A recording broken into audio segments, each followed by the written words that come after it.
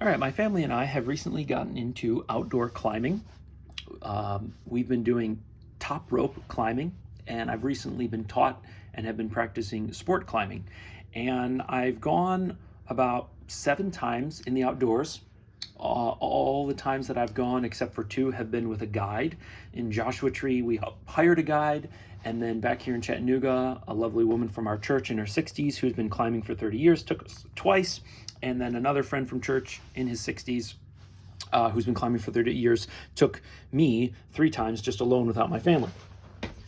So I am definitely not a pro, and in some ways I'm not in a position to teach anyone anything. However, one of the things that I've noticed over the years is that sometimes beginners have questions that experts have long forgotten about, or the experts have been climbing for so long and the equipment's changed that they're unable to answer questions about gear because they're not in the process of buying gear anymore.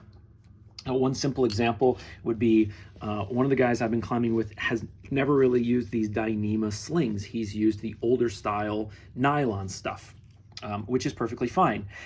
And he hasn't been in the market to buy carabiners in a long time. And so I asked him a couple questions that he just didn't know the answers off the top of his head.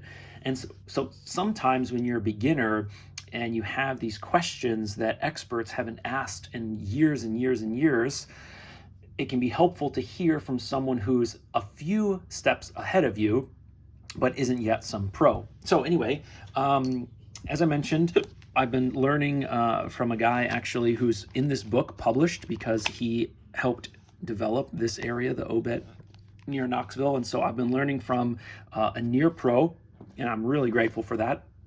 And I'm just going to tell you a couple things that I've learned, and maybe this will help you get your start.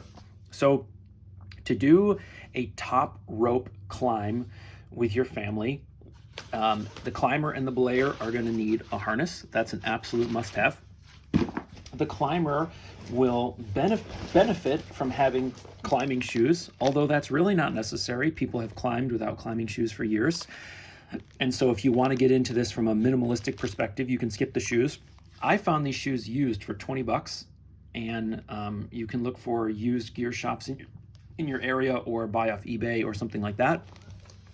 A chalk bag with some chalk in it will help if your hands get sweaty, but that's also not an absolute necessity. And then you're going to need a climbing rope, which I'm not going to show you here. You're going to look for something called a single rope, not a double rope or a twin rope. And then you're going to need a couple of carabiners, and you're going to need some sort of a belay device. So if you can reach what's called the anchor at the top of the route by hiking to it, then you don't have to have any sport climbing skills. You don't have to have any quick draws. And that's how we've started. So basically I would hike to the top of the route. At the top, there are 2 anchors and 2 rappel rings. So you hook up 2 carabiners on those rappel rings. Then you build an anchor with a sling or a couple of slings or some accessory cord to make what's called a cordelette. And then you can put D-shaped carabiners there, but in this case I have some pair carabiners and your rope goes through there. Sorry, I have the hiccups. I've had them all day. I can't get rid of them. So a couple quick notes about carabiners. So bigger is not always better. You will find here that these are rated for 23 kilonewtons in this direction, and these are rated for 24 in this direction, even though they're smaller and lighter and cheaper. And that's because the strength of the carabiner comes from the spine, not from the gate. And the D shape shifts the rope over to this corner and over to this corner so that the load is taken more by the spine, whereas this pear shape distributes the load more evenly, and so it's not as strong for its size and for its weight. You might then ask the question, why would I buy pear-shaped carabiners? And one reason is because as the rope runs over these, you have a larger bend radius, which helps your rope not wear out as quickly. The other thing about if you do 2 Ds together, opposite and opposed, you can get a little bit of a pinching effect here, which is not unsafe from what I've learned, but it can wear out your rope a little bit faster. So there's nothing wrong with using Ds because they're lighter, cheaper, and stronger than the pairs, but it might be nice to have pairs to diminish a little bit of the wear and tear on your rope. So I bought 3 pairs pear-shaped HMS carabiners, which I'm happy with. And I basically bought 3 because I need 2 to build the anchor. And if I drop one or something like that, I wanted to have a spare. And I bought 2 packs of, I bought 6 D-shaped carabiners for building the anchor and any other stuff. Now, when you are at the bottom and you're taking out slack for your climber, you have to have what's called a belay device. And there is this common style, which is called an ATC, or Petzl calls it the Verso. And with this, you can belay. You can also rappel. So if you're at the top and you want to come down on your own, you can rappel with this. So this is kind of, it does both. It belays and rappels. This is a figure 8. I just got it today. I haven't used it yet, but I have been trained on it. And the figure 8 is a little bit better and safer for rappelling compared to this. You can belay with it, but I've never seen anyone do that. I think it's really just for emergency situations. And then this is called a Petzl Grigri, and this is the primary belay device that we use instead of this. But you can't rappel from the top of the route with this. If you have 2 ropes, you can only do it with 1, and I haven't done that yet. But what's nice about the Grigri compared to the ATC, it costs about $50 more, $75 instead of something like $20. But there's a cam built into it, and you'll notice that this thing pivots. And the way that this pivots is if your climber loads this line and you're holding the brake line, this will pivot and pinch, whereas this one depends completely on you holding onto the rope. And so this offers an extra level of safety that seems to not just be appreciated by beginners, but also by experts. I've seen these all I've seen these in movies and documentaries and things like that with Alex Honnold and Tommy Caldwell and all those guys, but I've also seen it at every place that I've gone to go climbing. So I think the Petzl Grigri is a good and safe choice for beginners. I've looked into the Grigri Plus. I don't think it's worth it personally, but you'll have to decide that on your own. So what prompted me to make this video is actually this carabiner, which I just recently bought. And I bought it to solve a couple problems that I noticed from my family. So I was using a pear-shaped carabiner on my belay device, and I was using it because it has this nice wide range of motion. If you were to flip it around, you could also use it, but then you lose that range of motion. And there's basically 3 things that I saw happening that concerned me on the second time out that I was ever with my family. The first thing is that when it's on your harness, which I'm not going to put on my harness right now, but when it's on your harness, it can get cross-loaded. And that means that this can go this way, and then you could have a fall, or it could go this way and you could have a fall. And the carabiners are rated 23 kilonewtons if it's loaded in this direction, 8 kilonewtons if it's loaded in this direction, and 8 if it's loaded in this direction with the gate open. So cross-loading a carabiner is not unsafe. I mean, it should still hold your weight during a fall, but it's not ideal. So I noticed that it was getting cross-loaded on my wife when she was using it. I also noticed when I was using it that this little screw gate had kind of jiggled down from friction and vibration, all these sorts of things, and it was actually loose. And the Grigri is not always under tension. Occasionally, when someone's climbing, they get to a ledge and they want some slack and they want to just kind of hang out.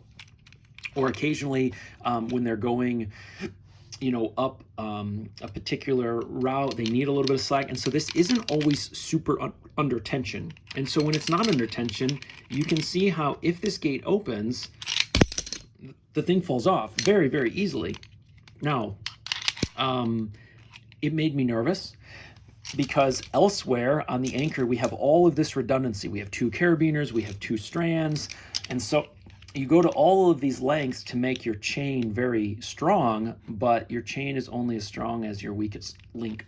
And I just felt like the risk of cross-loading in either direction and the risk of this screw loosening and being like this was just too much for me. I didn't want to risk it anymore. One of the things they say is screw down so you don't screw up, and that means that you should let gravity help you. If this thing wiggles and jiggles and this thing starts to loosen, it can only tighten. But if you have it like this and it wiggles and jiggles, then it can loosen itself up eventually. And so you would ideally want to put this around so this is pointed down, But then the downside is you have this big pear shape on your belay loop, which you don't need, and then you have this small range of motion at the top. So I bought this DMM carabiner, which is specifically for belaying. And basically one advantage is that it has this little guy down here that goes on your belay loop. So once it's down there, basically you cannot get this thing cross-loaded on your belay loop. The other thing that it has is this little ridge here. And the purpose of that ridge is to keep, you get this nice wide range of motion, but the gree-gree can't go down here because this is too thick, and it can't go over here. So this prevents cross-loading, this prevents cross-loading. And then there's of course some debate on whether or not auto lockers like this are better than manual lockers like this.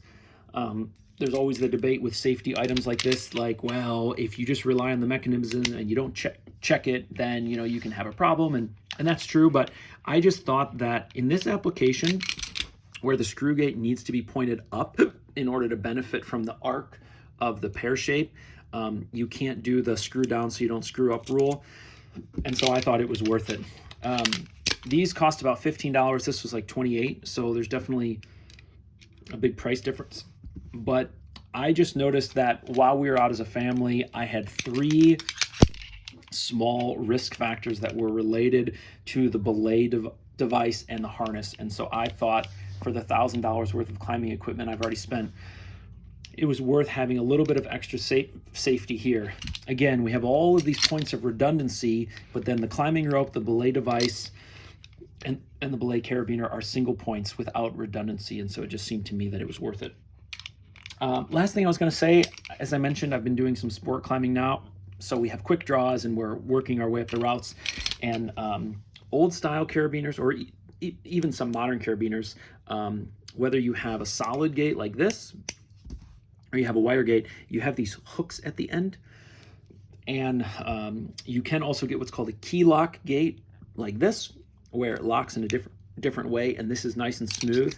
And I just have to say that I'm a brand new sport climber, but I can already see the benefit of key locks, because when you are already very tired halfway up the route and then you have to take the time to clip or unclip, you will really appreciate small conveniences and comforts, like not having this hook that gets caught on things. So if you're new to buying gear and you don't have a lot of gear yet, I would just suggest join the modern age and buy carabiners with this quick key lock feature instead of this hook.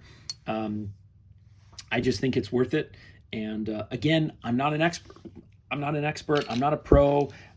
In some ways, you could argue I shouldn't be teaching anybody anything. But again, I've noticed that sometimes when beginners ask experts questions who have been climbing for 30 years, it's been too long for those experts, to have been buying gear. And so they may remember the gear that they bought, but that might not be what's on the market anymore, or they may be new gear on the market that they're not benefiting from because it's been a long time. And so while I think it's great to have a mentor and it's great to talk to someone who's been climbing for 30 years, I think it's also interesting and helpful to talk to someone who's been climbing a couple months and has just done what you're about to do, which is to buy a bunch of gear, and maybe already has some insights or some lessons learned that may save you a couple bucks or some frustration. So anyway, that's kind of my 2 cents on climbing 101 after, a couple months of climbing and going a few times with my family. There's not a whole lot that I would do different than I did. I think I had good counsel and advice from my friends Judy and James. I'm very grateful for that. But there's just a couple things that I wish I had known already, and so maybe this will help you a little bit. Anyhow, if you didn't like that, go ahead and give it a thumbs down and go check out How Not To Climbing or Hard is Easy. Both of those guys are super interesting, entertaining, and educational. And if you have any other questions or you'd like more videos like this, leave me a comment, because I don't really want to get in the world of teaching people how to climb, because of course it's dangerous and I'm new to it. But if there's something I could share with you all that might be helpful, I'd be happy to make more videos like this. All right, folks, take care.